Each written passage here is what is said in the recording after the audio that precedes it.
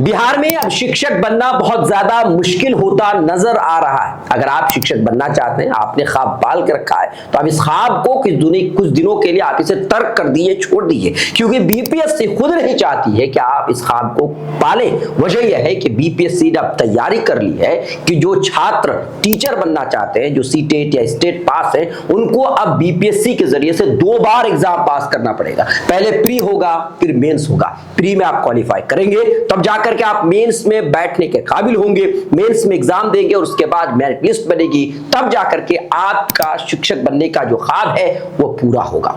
लेकिन जिस तरीके से अभ्यर्थियों को परेशान किया जा रहा है, जिस तरीके से कानून में बार बार बदलाव किया जा रहा है, इससे साफ जाहिर है कि बीपीएससी टीआरई 4 के जरिए से शिक्षकों की बहाली में दिलचस्पी नहीं रखती और इसी वजह से अभ्यर्थियों को बार बार परेशान किया जा रहा है। पिछले 2 सालों से टीआरई 4 की बहाली लटकी हुई है। जो अभ्यर्थी लगातार मांग कर रहे हैं और लगातार अभ्यर्थी प्रदर्शन कर रहे हैं, मांग करते नजर आ रहे हैं, लेकिन अफसोस की बात यह है कि छात्रों को बस निराशा ही बार बार हाथ लग रही है। बीपीएससी ने अब जो फैसला लिया है कि टीआरई 4 में प्री का एग्जाम होगा और मेंस का एग्जाम होगा, इससे छात्र में एक तरह से कह लीजिए उदासी छा गई है। छात्रों में गुस्सा भी है, गम भी है। वजह क्या है? देखिए, टीआरई 1, 2 और 3 में जिस तरीके से बहाली हुई, जिस तरीके से लाखों लोगों की बहाली हुई, उसमें एक तरह से डोमिसाइल नीति लागू नहीं हुआ था और इसकी वजह से बाहरी दूसरे राज्य के जो छात्र हैं यहां पर आकर के टीचर बन गए और बिहार के छात्रों को मौका नहीं मिला, यानी कि जितना मौका मिलना चाहिए था। बाहर के राज्यों के जो छात्र हैं वो यहां पे नौकरी उनको मिल गई, तो हमारे बिहार के जो छात्र हैं उनको मौका नहीं मिला। उस समय डोमिसाइल नीति लागू नहीं थी, लेकिन अब जब डोमिसाइल नीति की बात हो रही है तो अब ये कहा जा रहा है कि टीआरई 4 में प्री होगा, फिर उसके बाद जो है मेंस होगा। जो छात्र या जो अभ्यर्थी शिक्षक बनने का ख्वाब देखते हैं या शिक्षक बनने के बारे में सोचते हैं, तो उनको इंटर और ग्रेजुएशन के बाद बीएड या डीएलएड करने के लिए पहले तो एंट्रेंस एग्जाम देना पड़ता है, तभी जाकर के डीएलएड में और बीएड में एडमिशन होता है। बिहार में अगर डीएलएड में या बीएड में कोई बच्चा एडमिशन लेना चाहता है तो उनको एंट्रेंस एग्जाम पहले पास करना होता है, तभी जाकर के वो इस काबिल होते हैं कि वो डीएलएड में और बीएड में उनका एडमिशन हो। और उसके बाद फिर आगे की जो प्रक्रिया है वो ये है कि उनको सीटेट का एग्जाम पास करना होगा या स्टेट का एग्जाम पास करना होगा, तब जाकर के वो क्वालिफाई करेंगे, तब जाकर के वो इस काबिल होंगे कि बीपीएससी का जो एग्जाम होगा, टीचरों की बहाली के लिए जो एग्जाम बीपीएससी लेती है, उसमें वो छात्र या अभ्यर्थी बैठने के काबिल होंगे। लोगों ने कहा, बच्चों ने कहा, ठीक है, कोई मसला नहीं है, हमारे अंदर अगर क्वालिटी है, हमारे अंदर अगर दक्षता है, काबिलियत है, तो हम सारे एग्जाम को पास करेंगे, कोई मसला नहीं है। हम डीएलएड के लिए, बीएड के लिए भी हम एंट्रेंस एग्जाम देते हैं, कोई मसला नहीं है। उसके बाद सीटेट एग्जाम हम पास करते हैं, हमारे अंदर काबिलियत है, हम पास करेंगे, कोई मसला नहीं है। स्टेट क्वालिफाई करना है, हम करेंगे, क्योंकि हमारे अंदर काबिलियत है, हम इस लायक हैं कि हम शिक्षक बन सके, तो आप हमारा एग्जाम लीजिए, हम देने के लिए तैयार हैं। फिर उसके बाद आपने कहा कि भाई बीपीएससी के थ्रू से एग्जाम होगा, बच्चों ने कहा, अभ्यर्थियों ने कहा, कोई मसला नहीं है, हमारे अंदर काबिलियत है तो हम देंगे, कोई मसला नहीं। लेकिन फिर आप एक मजाक आपने शुरू कर दिया। मजाक ये है कि पहले पीटी फिर मेंस।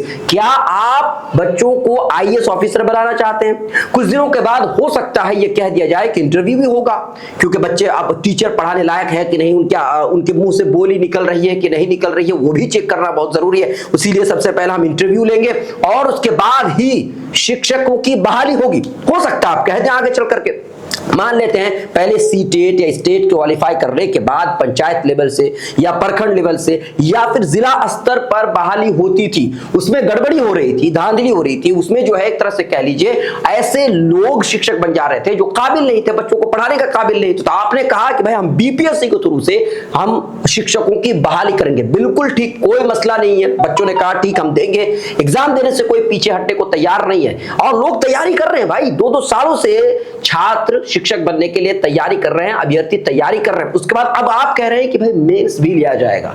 छात्रों के साथ ये मजाक नहीं तो और क्या है।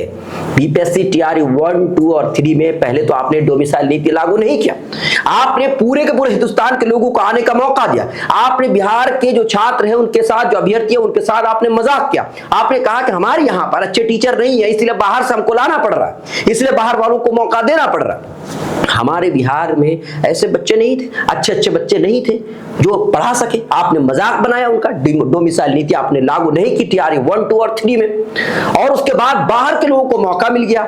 हमारे बिहार के लोग बेरोजगार रह गए, आपने बाहर के लोगों को मौका दिया और 1 साल के अंदर टीआरई 1, 2 और 3 आपने निकाल दी, यानी फटाफट बहालियां निकाल दी। जो बच्चे बीएड कर रहे थे, डीएलएड कर रहे थे, उस समय जो लोग कर रहे थे उनको मौका नहीं मिला, नए नए लोगों को मौका नहीं मिला। अब आप एक ही साल के अंदर 3 बहालियां एक ही बार निकाल देते हैं, और उसके बाद जब टीआरई 4 की बारी आती है तो आप उसको लटका देते हैं, 2-2 साल तक लटका देते हैं। छात्र परेशान है, छात्र पटना में रह करके तैयारी कर रहे हैं, कोई जो है पूर्णिया में रह करके तैयारी कर रहे हैं, अपने घर बार को छोड़कर तैयारी कर रहे हैं, 2 साल से इंतजार कर रहे हैं कि अब आए कि तब आए, लेकिन आप मजाक बना करके रखे हैं। अब आप लेकर के नहीं आ रहे थे, अब आपने कह दिया कि मेंस लेंगे। बच्चों का जो हौसला है वो टूटता जा रहा है। लोग सोशल मीडिया पर सरकार को लेकर के अब मजाक करने लगे हैं, अफसोस भी जता रहे हैं। देखिए, लोग जो सोशल मीडिया पर अलग अलग तरीके से लिख भी रहे हैं, क्या कुछ लिख रहे हैं हम आपको बता देते हैं। एक शख्स ने लिखा है कि जिस दिन नीतीश जी छोड़े थे सीएम पद, तभी पता था ये बीजेपी है, कुछ नहीं करेगी, केवल नाम बदलेगी और एनकाउंटर करेगी, बस। यहां एक शख्स ने लिखा है, तब तो टीचर को आईएएस का सैलरी भी देना चाहिए, एक्चुअली में एग्जाम पैटर्न पे आंदोलन होना चाहिए।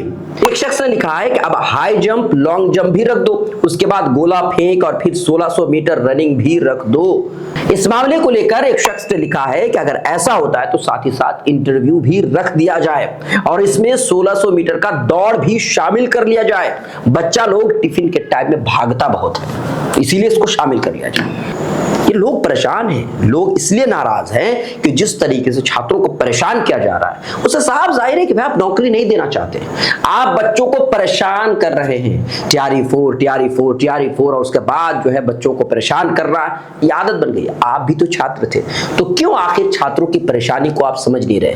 कितना कष्ट और कितनी मेहनत से बच्चे पढ़ाई कर रहे हैं, माँ बाप से दूर होकर के पढ़ाई कर रहे हैं, कितने लोग जॉब छोड़ करके पढ़ाई कर रहे हैं, कितने लोग गरीब हैं फिर भी अपने बच्चों को पढ़ा रहे हैं ताकि इस उम्मीद में कि उनकी नौकरी लग जाए, इस उम्मीद में पढ़ा रहे हैं। भाई देखिए, एक शख्स ने लिखा है कि टीआरई 4 में पीटी के बाद मेंस लेने की तैयारी चल रहा है। शिक्षक बनने के लिए पहले मैट्रिक, इंटर, ग्रेजुएशन पास कीजिए, फिर डीएलएड कीजिए, फिर बीएड कीजिए और उसके बाद सीटेट पास कीजिए, एसटीएटी कीजिए या टीएटी पास कीजिए, उसके बाद बीपीएससी पीटी मेंस कीजिए। हम कहते हैं 10 किलोमीटर का दौड़, ऊंची कूद भी रख दो, लंबी कूद भी रख दो। लोग इस तरीके से लोग सोशल मीडिया पर लिख रहे हैं, लिखेंगे क्यों नहीं? लोग नाराज हैं। एक शख्स ने लिखा है टीआरई 1, 2 और 3 में दूसरे राज्यों के अभ्यर्थियों के समय प्री मेंस ना करके सारी नौकरियों को बांट दी गई। जब डोमिसाइल लगा और बिहार के अभ्यर्थियों के हित का समय आया तो टीआरई 4 में प्री मेंस की नौटंकी शुरू हो गया। लोग क्यों कह रहे हैं? वजह तो यही है ना, जब टीआरई 1, 2 और 3 जब आपने लिया, बाहर के राज्यों के जो छात्र हैं, जो अभ्यर्थी, उनको आपने मौका दिया, उस समय तो आपने प्री और मेंस की बात नहीं की। उस समय तो आपने कहा कि भाई जो अच्छे अभ्यर्थी हैं, जो अच्छे लोग, अच्छे छात्र हैं, उनको हम चुन करके शिक्षक बनाना चाहते हैं, जो सीटेट क्वालिफाई। ऐसा तो नहीं है कि जो बीएड कर रखे हैं या जो ग्रेजुएशन कर रखे हैं उस सभी को आपने मौका दे दिया कि भाई आप टीआरई 4 में, टीआरई 1, 2 में आप बैठ सकते हैं। ऐसा तो नहीं है। आपने कहा ग्रेजुएशन किया हुआ है, बीएड कर रखा है, सीटेट क्वालिफाई है या फिर स्टेट क्वालिफाई, वही बैठ पाएगा। इतने सारे कंडीशन क्यों? आखिर ये छात्रों के साथ, अभ्यर्थियों के साथ मजाक नहीं तो और क्या है?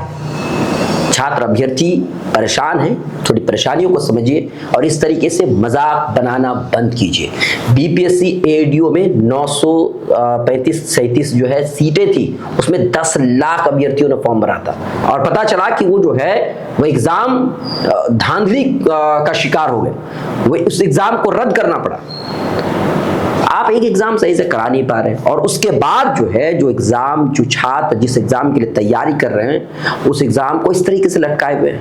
और एक बात यह है कि टीआरई 4 आप अगर अभी निकाल रहे हैं तो 2024-26 वालों को मौका दीजिए ताकि उनको भी अच्छा लगे कि भाई मेरा लास्ट सेमेस्टर है और उनको मौका मिलना चाहिए, उनका अधिकार है।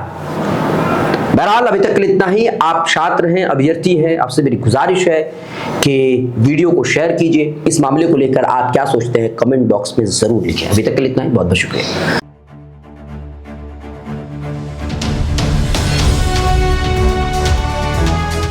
ट्रू रिपोर्ट्स, सच आप तक।